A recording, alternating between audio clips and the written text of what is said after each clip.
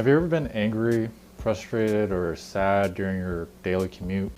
Was it because of something that happened at work, or you just didn't get enough sleep, or maybe it's because of the commute itself? Have you ever wished that your commute didn't add to that stress? Commuting is part of our everyday lives, and just like everything else in our daily routine, it can be a source of stress or a source of happiness. Hey, I'm Lou, and I'm just another human being searching for happiness one step at a time. I'll be talking about some of the ways that having a last mile vehicle, specifically my boosted board, has helped me with everything that I've mentioned. Hopefully this will also help you supplement your commute or just outright change it. First of all, what is commuting?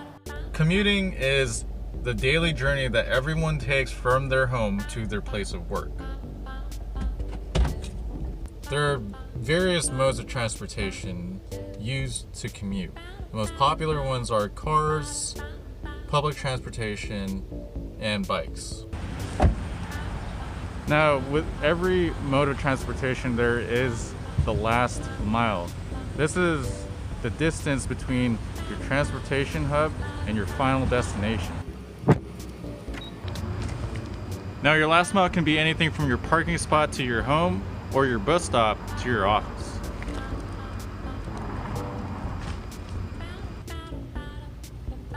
There are a ton of ways to travel this last mile. My favorite way is the boosted board.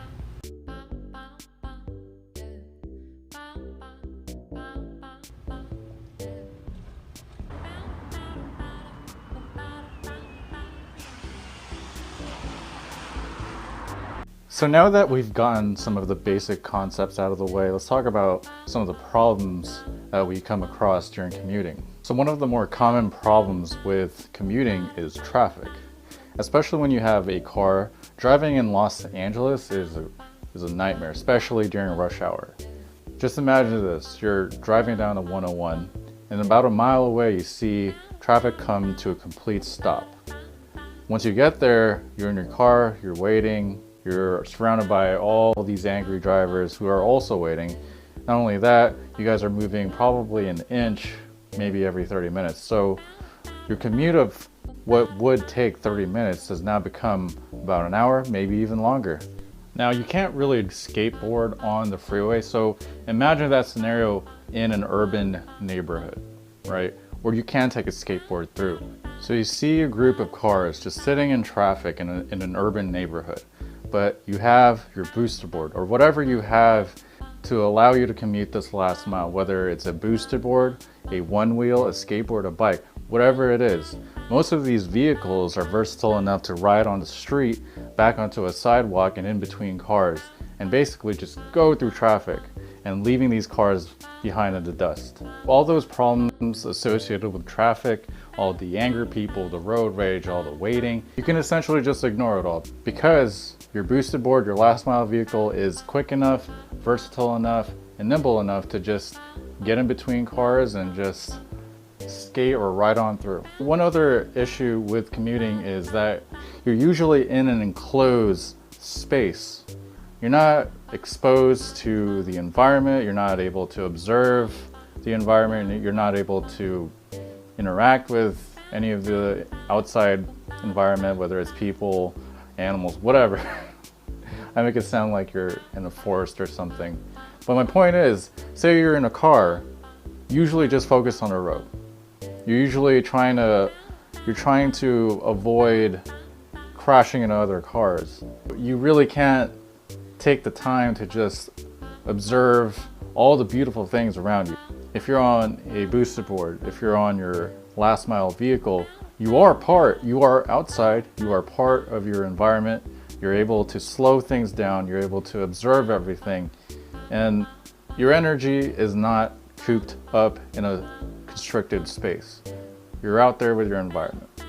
Another common issue with using a car to commute is parking. Especially in a big city like Los Angeles, parking is very sparse and very expensive. Most people like to get parking spots that's close to their final destination. But with a last mile vehicle, your parking spot doesn't really matter.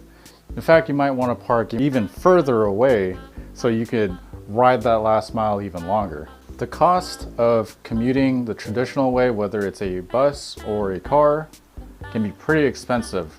Combined with car payments, insurance, gas, maintenance, bus fares, it can be pretty expensive. On a personal note, commuting with my car cost me about $700 to $800, maybe even $1,000 if something crazy happened to my car and I had to fix it.